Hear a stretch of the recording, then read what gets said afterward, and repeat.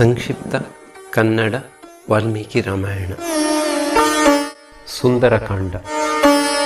ಶುಭ ಸಮಾಚಾರವನ್ನು ಹೊತ್ತ ಸಂಭ್ರಮ ಹಾಗೂ ಬರಲಿರುವ ದಿನಗಳ ಯುದ್ಧೋತ್ಸಾಹಗಳನ್ನು ಮನಸ್ಸಿನಲ್ಲಿ ತುಂಬಿಕೊಂಡ ಕಪಿಗಳು ಮಹೇಂದ್ರ ಪರ್ವತದಿಂದ ಹೊರಟು ವೇಗದಿಂದ ನೆಗೆದು ಹಾರುತ್ತಾ ಕಿಷ್ಕಿಂಧೆಯ ಸಮೀಪಕ್ಕೆ ಬಂದರು. ಅವರೆಲ್ಲರಿಗೂ ಶ್ರೀರಾಮನ ಕಾರ್ಯಸಿದ್ಧಿ ಆಗಿಯೇ ಹೋಯಿತೆಂಬಷ್ಟು ಸಂತಸ. ತಾವು ಲೋಕದಲ್ಲಿ ಕೀರ್ತಿವಂತರಾದೆವೆಂದು ಹೆಮ್ಮೆ. ಕಿಷ್ಕಿಂಧೆಯ ಹೊರವಲಯದಲ್ಲಿ ಮಧುವನವೆಂಬ ಒಂದು ನಂದನದಂತಿರುವ ಸುಂದರವಾದ ತೋಟ. ಅದರಲ್ಲಿ ಯಾರಿಗೂ ಪ್ರವೇಶವಿರಲಿಲ್ಲ. ಅದು ಸುಗ್ರೀವ ರಾಜನಿಗೆ ಸೇರಿದ್ದು. ಅವನ ಸೋದರ ಮಾವನಾದ ದಧಿಮುಖ ಅದನ್ನು ನೋಡಿಕೊಳ್ಳುವ ಅಧಿಕಾರಿ. ಅದನ್ನು ನೋಡಿದೊಡನೆ ಅಲ್ಲಿ ಧಾರಾಳವಾಗಿರುವ ಜೇನನ್ನು ಕುಡಿಯಬೇಕೆಂದು ಕಪಿಗಳಿಗೆ ಆಸೆಯಾಯಿತು. ಎಲ್ಲರೂ ಅಂಗದನನ್ನು ಕೇಳಿದರು. ಅಂಗದನು ಜಾಂಬುವಂತ, ಹನುಮಂತ ಮೊದಲಾದ ಹಿರಿಯರೊಡನೆ ಪರ್ಯಾಲೋಚಿಸಿ ಕಪಿಗಳು ಮಧುವನ್ನು ಕುಡಿದು ಆನಂದಿಸಬಹುದೆಂದು ಅನುಮತಿ ಕೊಡುವುದೇ ತಡ ಇಡೀ ಕಪಿ ಸಮೂಹ ಮಧುವನಕ್ಕೆ ನುಗ್ಗಿತು. ಎಲ್ಲರೂ ಕಂಠಪೂರ್ತಿ ಮಧುಪಾನ ಮಾಡಿದರು. ಹರ್ಷೋನ್ಮತ್ತರಾಗಿ ಕುಣಿದಾಡಿದರು, ಹಾಡಿದರು, ನಕ್ಕರು, ಧುಮುಕಿದರು, ಕುಪ್ಪಳಿಸಿದರು, ಓಡಿದರು, ಲಾಗ ಹಾಕಿದರು, ಮನಸ್ಸಿಗೆ ಬಂದಂತೆ ಹರಟಿದರು, ಹಲುಬಿದರು, ಒಬ್ಬರನ್ನೊಬ್ಬರು ಆಲಂಗಿಸಿದರು, ಜಗಳವಾಡಿದರು, ಬೈದಾಡಿದರು. ಕುಡಿದು ಮತ್ತೇರದಿದ್ದ ಒಂದೇ ಒಂದು ಕಪಿಯೂ ಉಳಿಯಲಿಲ್ಲ. ದಧಿಮುಖನು ರಾಜನಿಗೆ ತುಂಬ ಪ್ರಿಯವಾದ ತೋಟವು ಹಾಳಾಗುವುದನ್ನು ತಪ್ಪಿಸಲು ಸಾಧ್ಯವಾದಷ್ಟೂ ಶ್ರಮಿಸಿದನು. ಅನುನಯದಿಂದ ಹೇಳಿ ನೋಡಿದನು, ಬೈದು ಹೆದರಿಸಿದನು, ಕೆಲವರಿಗೆ ಪೆಟ್ಟೂ ಕೊಟ್ಟನು. ಆದರೇನು, ಅಷ್ಟು ಕಪಿಗಳ ನಡುವೆ ಅವನೊಬ್ಬನು ಏನು ತಾನೇ ಮಾಡಿಯಾನು? ಅವನನ್ನು ಅತ್ತಿಂದಿತ್ತ ಎಳೆದಾಡಿದರು, ಹಾಸ್ಯ ಮಾಡಿ ನಕ್ಕರು. ಯಾರೊಬ್ಬರೂ ಅವನ ಮಾತಿಗೆ ಬೆಲೆ ಕೊಡಲಿಲ್ಲ. ವನವು ತಮ್ಮದೇ ಎಂಬಂತೆ ನಲಿದರು. ಹನುಮಂತನೂ ಬೇಕಾದ ಹಾಗೆ ಕುಡಿದು ಆನಂದ ಪಡಿ. ಈ ರಕ್ಷಣಾಧಿಕಾರಿಗಳಿಗೆ ನೀವು ಹೆದರಬೇಕಾದುದಿಲ್ಲ. ಅವನನ್ನು ನಾನು ನೋಡಿಕೊಳ್ಳುತ್ತೇನೆ ಎಂದು ಹೇಳಿಬಿಟ್ಟನು. ಅಂಗದನು ಕಪಿವೀರರೆಲ್ಲರೂ ಮನಸ್ಸು ತೃಪ್ತಿಯಾಗುವಷ್ಟು ಕುಡಿಯಲಿ, ತುಂಬ ಶ್ರಮಪಟ್ಟು ಸೀತಾನ್ವೇಷಣೆ ಮಾಡಿದ್ದಾರೆ, ಶುಭ ಸಮಾಚಾರವನ್ನೇ ತಂದಿದ್ದಾರೆ, ಹೃತ್ಪೂರ್ವಕವಾಗಿ ಸಂತೋಷಪಡಲಿ ಎಂದು ಅವನ ಮಾತನ್ನು ಅನುಮೋದಿಸಿದನು. ಜೇನು ಹೋದರೆ ಹೋಗಲಿ, ತೋಟ ಹಾಳಾಗುವುದನ್ನಾದರೂ ತಪ್ಪಿಸೋಣ ಎಂಬ ದಧಿಮುಖನ ಪ್ರಯತ್ನವೂ ಸಾಗಲಿಲ್ಲ. ಯುವರಾಜನೇ ಅನುಮತಿಸಿದ ಮೇಲೆ ಕೇಳುವುದೇನಿದೆ? ಕಪಿಚೇಷ್ಟೆಯ ಪರಾಕಾಷ್ಠೆಯನ್ನೇ ಅಲ್ಲಿ ನೋಡಬಹುದಾಗಿತ್ತು. ದಧಿಮುಖನೂ ಕೊನೆಗೆ ಕೈಚೆಲ್ಲಿ ತನ್ನ ಆಳುಗಳಿಗೆ ಅವರು ಏನು ಬೇಕಾದರೂ ಮಾಡಿಕೊಂಡು ಹೋಗಲಿ, ನಾವು ಹೋಗಿ ಪ್ರಶ್ರವಣದಲ್ಲಿ ರಾಮನೊಂದಿಗೆ ಇರುವ ಸುಗ್ರೀವನಿಗೆ ಇಲ್ಲಿ ನಡೆದ ದಾಂಧಲೆಯನ್ನು ತಿಳಿಸೋಣ. ಇದು ಅವನಿಗೆ ತುಂಬ ಪ್ರಿಯವಾದ ವನ. ಇವರನ್ನು ಅವನು ಖಂಡಿತವಾಗಿಯೂ ಶಿಕ್ಷಿಸುವನು ಎಂದು ಅವರೊಂದಿಗೆ ಅಲ್ಲಿಂದ ಹೊರಟು ಬಿಟ್ಟನು. ದಧಿಮುಖನು ಅವನತ ಶರಣಾಗಿ ಸುಗ್ರೀವನ ಮುಂದೆ ಹೋಗಿ ನಮಸ್ಕರಿಸಿ ನಿಂತನು. ಸುಗ್ರೀವನು ಏನು ಸಮಾಚಾರ, ಏಕೆ ಹೀಗಿದ್ದಿ ಎಂದು ವಿಚಾರಿಸಲು ಮಧುವನದಲ್ಲಿ ನಡೆದ ಕಪಿಗಳ ಚೇಷ್ಟೆಯನ್ನು ವರ್ಣಿಸಿದನು. ಅದಕ್ಕೆ ಹನುಮಂತ ಅಂಗದರ ಪ್ರೋತ್ಸಾಹವೂ ಇತ್ತು ಎಂದೂ ಸೇರಿಸಿದನು. ಅಲ್ಲೇ ಹತ್ತಿರದಲ್ಲಿದ್ದ ಲಕ್ಷ್ಮಣನು ಏನಾಯಿತು, ದಧಿಮುಖನು ಏಕೆ ದುಃಖಿತನಾಗಿರುವನು ಎಂದು ಕುತೂಹಲದಿಂದ ಕೇಳಲು ಸುಗ್ರೀವನು ಅಂಗದನೇ ಮೊದಲಾದ ವಾನರರ ಗುಂಪೇ ನನ್ನ ಪ್ರೀತಿಯ ಮಧುವನಕ್ಕೆ ನುಗ್ಗಿದೆಯಂತೆ. ಇದ್ದ ಜೇನನ್ನೆಲ್ಲ ಕುಡಿದು ವನವನ್ನೆಲ್ಲ ಹಾಳು ಮಾಡಿರುವರಂತೆ. ದಧಿಮುಖನು ನಿರೀಕ್ಷಿಸುವಂತೆ ನಾನು ಅವರನ್ನು ಶಿಕ್ಷಿಸುವುದಿಲ್ಲ, ಬದಲಿಗೆ ತೆರೆದ ತೋಳುಗಳಿಂದ ಹೃತ್ಪೂರ್ವಕವಾಗಿ ನಗುನಗುತ್ತಾ ಸ್ವಾಗತಿಸುತ್ತೇನೆ ಎಂದನು. ರಾಜನ ಮಾತನ್ನು ಕೇಳಿ ದಧಿಮುಖನಿಗೆ ತನ್ನ ಕಿವಿಗಳನ್ನೇ ತಾನು ನಂಬಲಾಗಲಿಲ್ಲ. ಲಕ್ಷ್ಮಣನು ಅದೇನೆಂದು ಕಣ್ಣಿನಿಂದಲೇ ಪ್ರಶ್ನಿಸಲು ಸುಗ್ರೀವನು ನಾನು ಸೀತಾನ್ವೇಷಣೆಗಾಗಿ ದಕ್ಷಿಣ ದಿಕ್ಕಿಗೆ ಕಳುಹಿಸಿದ್ದ ಕಪಿವೀರರು ಹಿಂದಿರುಗಿದ್ದಾರೆ ಎಂದು ಕಾಣುತ್ತದೆ. ಮಧುವನವನ್ನು ಧ್ವಂಸ ಮಾಡುವಷ್ಟು ಧೈರ್ಯವೂ ಆನಂದೋತ್ಸಾಹವೂ ಅವರಿಗೆ ಉಂಟಾಗಿದ್ದರೆ ಅವರು ತಮಗೆ ವಹಿಸಿದ್ದ ಕಾರ್ಯದಲ್ಲಿ ಯಶಸ್ವಿಯಾಗಿರುವರೆಂದೇ ಅರ್ಥ. ಬಹುಶಃ ಹನುಮಂತನು ಸೀತೆಯನ್ನು ದರ್ಶನ ಮಾಡಿ ಬಂದಿರುವನು ಎಂದೆನಿಸುತ್ತಿದೆ. ಇನ್ನಾರಿಗೆ ತಾನೇ ಅಂತಹ ಶೌರ್ಯ ಸಾಹಸಗಳು ಸಾಧ್ಯ? ಈ ಹನುಮಂತನು ಮಹಾಸಮರ್ಥ. ಹಿಡಿದ ಕೆಲಸದಲ್ಲಿ ಅವನು ಸೋತದ್ದೆಂಬುದೇ ಇಲ್ಲ. ಬಿಡದೆ ಸಾಧಿಸುವ ಛಲ, ವಿವೇಕ, ಸ್ಥೈರ್ಯ, ಬುದ್ಧಿಶಕ್ತಿ, ಶೌರ್ಯ ಎಲ್ಲವೂ ಇರುವ ಅಪರೂಪದ ವಾನರ ಅವನು. ಅಲ್ಲದೆ ಜಾಂಬವಂತ, ಅಂಗದ ಇಬ್ಬರೂ ವಿವೇಕಿಗಳು. ಅವರಿಗೆ ಯಾವಾಗ ಏನನ್ನು ಹೇಗೆ ಮಾಡಬೇಕೆಂಬುದು ಗೊತ್ತು. ಅವರು ಯೋಜನೆ ಹಾಕಿದರೆಂದರೆ ಅದರಲ್ಲಿ ಯಶಸ್ಸು ಕಟ್ಟಿಟ್ಟ ಬುತ್ತಿ. ಈಗ ಈ ವಾನರರೇ ಮಧುವನದಲ್ಲಿ ದಾಂಧಲೆ ಮಾಡುತ್ತಿರುವುದು. ಇವರಿಗೆ ಅಂಗದನೇ ನಾಯಕ. ನನ್ನ ಮನಸ್ಸಿಗೆ ಸಂತೋಷ ಕೊಡುವಂತಹ ಶುಭ ಸಮಾಚಾರವನ್ನು ತಂದಿರದೇ ಇದ್ದಿದ್ದರೆ ಹೀಗೆ ಮಾಡುತ್ತಿರಲಿಲ್ಲ. ಅವರಿಗೆ ಗೊತ್ತು, ಆ ಸಮಾಚಾರವನ್ನು ಕೇಳಿದೊಡನೆ ಈ ಮಧುವನದಲ್ಲಿನ ಚೇಷ್ಟೆಯನ್ನು ನಾನು ಕ್ಷಮಿಸಿಬಿಡುತ್ತೇನೆ ಎಂದು. ಅನ್ಯಾಯವಾಗಿ ಈ ವನಪಾಲಕರು ಅವರಿಂದ ಏಟು ತಿನ್ನುವಂತಾಯಿತು. ಪರಿಸ್ಥಿತಿಯನ್ನು ಸ್ವಲ್ಪ ಯೋಚನೆ ಮಾಡು ಲಕ್ಷ್ಮಣ. ಮಧುವನ ನನಗೆ ಪ್ರಿಯವಾದದ್ದೆಂದು ಅವರಿಗೆ ಗೊತ್ತು. ಅದರಲ್ಲಿ ಪ್ರವೇಶಿಸಿದರೆ ಶಿಕ್ಷೆಯಾಗದೆ ಬಿಡದು ಎನ್ನುವುದೂ ಗೊತ್ತು. ಆದರೂ ಇಷ್ಟೊಂದು ದಾಂಧಲೆ ನಡೆಸಿದ್ದಾರೆ ಎಂದ ಮೇಲೆ ಯಶಸ್ಸಿನ ಆನಂದವೇ ಅವರಿಗೆ ಅಷ್ಟು ಧೈರ್ಯ ಕೊಟ್ಟಿರಬೇಕು. ಸೀತಾನ್ವೇಷಣೆಯಲ್ಲಿ ಸೋತಿದ್ದರೆ ಅವರು ಖಂಡಿತ ಹೀಗೆ ಮಾಡುತ್ತಿರಲಿಲ್ಲ ಎಂದನು. ಮೌನವಾಗಿ ಕೇಳುತ್ತಿದ್ದ ರಾಮನಿಗೂ ಸುಗ್ರೀವ ಹೇಳುತ್ತಿರುವುದು ಸರಿ ಎನ್ನಿಸಿತು. ಲಕ್ಷ್ಮಣನೂ ಸುಗ್ರೀವನ ಬುದ್ಧಿಶಕ್ತಿಗೆ ತಲೆದೂಗಿದನು. ಸುಗ್ರೀವನು ದಧಿಮುಖನನ್ನು ಕುರಿತು, ಮಾವ, ಕಪಿವೀರರು ಮಧುವನವನ್ನು ಹಾಳು ಮಾಡಿದರೆಂದು ಕೇಳಿ ನನಗೆ ಅತ್ಯಂತ ಆನಂದವಾಗಿದೆ. ತಮ್ಮ ಕಾರ್ಯದಲ್ಲಿ ಗೆದ್ದು ಬಂದಿರುವ ಅವರಿಗೆ ಅದು ಯುಕ್ತವಾದ ಸ್ವಾಗತವೇ ಅಂದುಕೊಳ್ಳುತ್ತೇನೆ. ಅವರನ್ನೆಲ್ಲ ತುಂಬ ಮರ್ಯಾದೆಯಿಂದ ಕರೆದುಕೊಂಡು ಬಾ. ನಾವು ಇಲ್ಲೇ ಇರುತ್ತೇವೆ. ಅವರು ತಂದಿರುವ ಸುದ್ದಿಯನ್ನು ಕೇಳಲು ನಮಗೆಲ್ಲ ತುಂಬ ತವಕ ಉಂಟಾಗಿದೆ ಎಂದನು. ಇಂಥದ್ದೂ ಉಂಟೇ ಎಂದುಕೊಳ್ಳುತ್ತಾ ದಧಿಮುಖನು ಮಧುವನಕ್ಕೆ ಹಿಂದಿರುಗಿದನು. ಈ ಎಗ್ಗಿಲ್ಲದ ದೊಂಬಿಯನ್ನು ರಾಜನು ಶಿಕ್ಷಿಸದೆ ಬಿಟ್ಟಿದ್ದಾದರೂ ಹೇಗೆ ಎಂದು ಅವನಿಗೆ ಅರ್ಥವಾಗಲಿಲ್ಲ. ಸುಗ್ರೀವನ ಸಂತೋಷವಂತೂ ಮೇರೆ ಮೀರಿತ್ತು.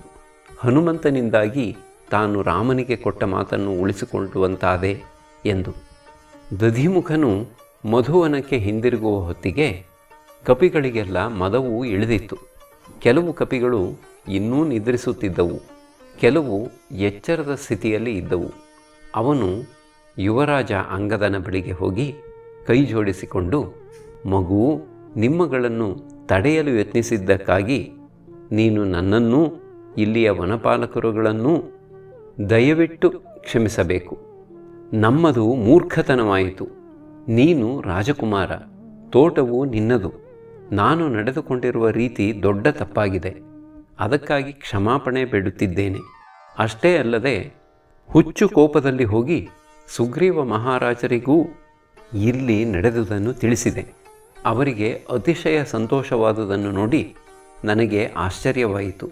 ನೀವೆಲ್ಲ ಹಿಂದಿರುಗಿ ಬಂದಿರುವಿರಿ ಎಂಬುದನ್ನು ತಿಳಿದು ಅವರಿಗೆ ಆನಂದವಾಗಿದೆ. ಬೇಗ ಬಂದು ತಮ್ಮನ್ನು ಕಾಣುವಂತೆ ನನ್ನ ಮೂಲಕ ಹೇಳಿ ಕಳಿಸಿದ್ದಾರೆ. ರಾಮಲಕ್ಷ್ಮಣರೊಂದಿಗೆ ಅವರು ನೀವು ತಂದಿರುವ ಸುದ್ದಿಯನ್ನು ಕೇಳಲು ಕಾತರರಾಗಿ ಕಾಯುತ್ತಿದ್ದಾರೆ ಎಂದು ವಿನಯವಾಗಿ ನಿವೇದಿಸಿಕೊಂಡನು.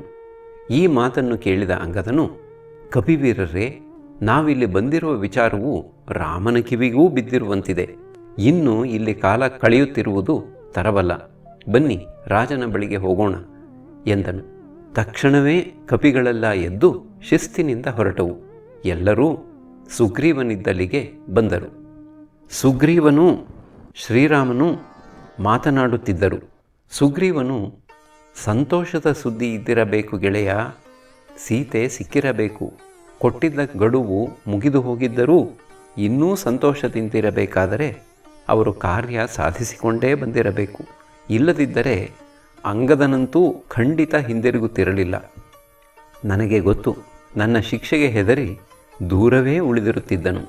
ಅಂತಹ ಅಂಗದ ನನ್ನ ಪ್ರೀತಿಯ ಮಧುವನದಲ್ಲಿ ಕಪಿಗಳಿಗೆಲ್ಲ ಮಧುಪಾನ ಮಾಡಲು ಅನುಜ್ಞೆ ಕೊಡುತ್ತಾನೆಂದರೆ ಸಂತೋಷದ ಸುದ್ದಿಯನ್ನು ತಂದಿರಲೇಬೇಕು. ಸೀತಾನ್ವೇಷಣೆಯನ್ನು ಮಾಡಿದವನು ಹನುಮಂತನೆಂದು ನನ್ನ ಹೃದಯವು ಹೇಳುತ್ತಿದೆ. ಹೌದು ರಾಮ, ಇನ್ನು ದುಃಖವನ್ನು ಮರೆತು ಬಿಡು, ನಿನ್ನ ಕಷ್ಟದ ಕಾಲವು ಕಳೆಯಿತು ಎನ್ನುತ್ತಿದ್ದನು. ಅಷ್ಟರಲ್ಲಿ ಕಿಲಕಿಲ ಧ್ವನಿಯೊಂದಿಗೆ ಕಪಿ ಸೈನ್ಯವು ಅಲ್ಲಿಗೆ ಬಂದು ಸೇರಿತು. ಪ್ರತಿಯೊಂದು ಕಪಿಯೂ ತಾನೇ ಕಾರ್ಯ ಸಾಧಿಸಿಕೊಂಡು ಬಂದಿರುವಂತೆ ಹೆಮ್ಮೆಯಿಂದ ಹೆಜ್ಜೆ ಹಾಕುತ್ತಾ ಬರುತ್ತಿತ್ತು. ಈ ಗದ್ದಲವನ್ನು ಕೇಳಿದ ಸುಗ್ರೀವನು ಹರ್ಷದಿಂದ ಬಾಲವನ್ನು ಬೀಸಿ ಸಂಭ್ರಮಪಟ್ಟನು. ರಾಜನಿಗೂ ರಾಮಲಕ್ಷ್ಮಣರಿಗೂ ನಮಸ್ಕರಿಸಿದ ಕಪಿಗಳ ಮುಖಗಳು ಸಂತೋಷದಿಂದ ಬೀಗುತ್ತಿದ್ದವು. ಹನುಮಂತನು ರಾಮಲಕ್ಷ್ಮಣರಿಗೆ ಪುನಃ ಪುನಃ ನಮಸ್ಕರಿಸಿ ಸೀತೆಯನ್ನು ನೋಡಿಕೊಂಡು ಬಂದೆ ಎಂದನು.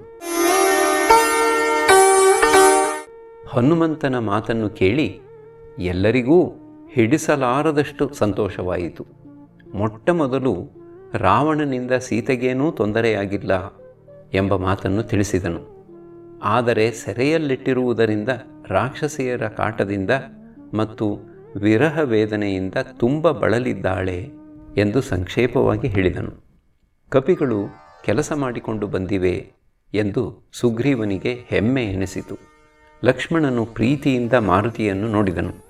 ಸೀತೆಯ ವಿಚಾರವನ್ನು ಹೇಳಿ ಪುನಃ ಜೀವ ತಂದುಕೊಟ್ಟು ವಿನೀತನಾಗಿ ನಿಂತುಕೊಂಡಿದ್ದ ಹನುಮಂತನ ಮೇಲೆ ನೆಲೆಸಿದ್ದ ರಾಮನ ದೃಷ್ಟಿಯಲ್ಲಿ ಪ್ರೀತಿ, ಅನುಗ್ರಹ, ಕೃತಜ್ಞತೆ ಇತ್ಯಾದಿ ಭಾವಸಮುದ್ರವೇ ಮುಡುಗಟ್ಟಿತ್ತು.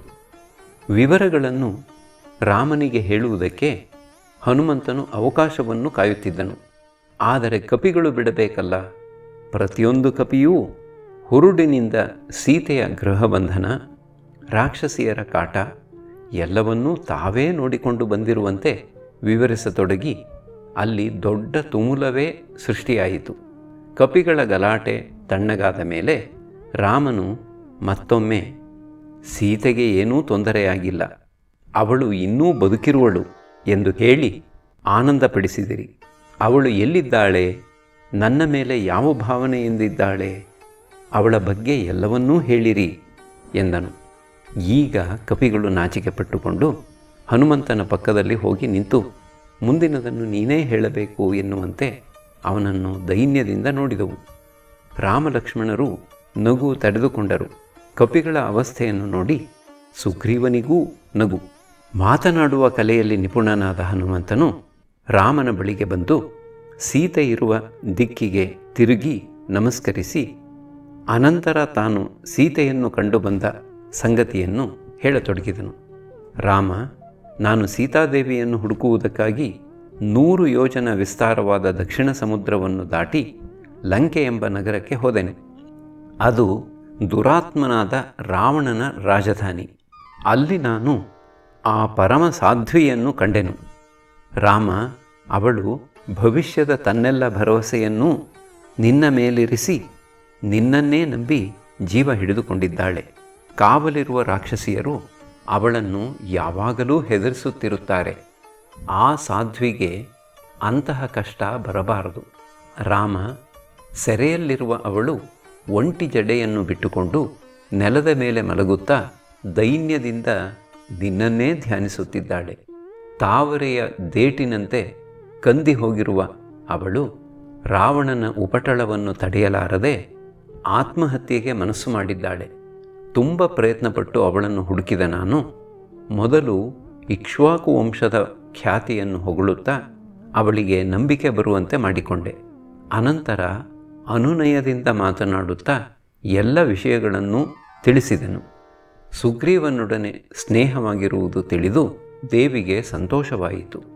ಅವಳು ಪಾತಿವ್ರತ್ಯವೆಂಬ ತಪಸ್ಸನ್ನಾಚರಿಸುತ್ತಾ ಪರಿಶುದ್ಧವಾದ ನಡತೆಯನ್ನು ಕಟ್ಟುನಿಟ್ಟಾಗಿ ಪಾಲಿಸಿಕೊಂಡಿದ್ದಾಳೆ. ನಿನ್ನಲ್ಲಿ ದೃಢವಾದ ಭಕ್ತಿಯನ್ನು ಇಟ್ಟಿದ್ದಾಳೆ. ನಿನಗೆ ಗುರುತಿಗಾಗಿ ಚಿತ್ರಕೂಟದಲ್ಲಿ ನಡೆದ ವಾಯಸ ವೃತ್ತಾಂತವೊಂದನ್ನು ಹೇಳಿರುವಳು.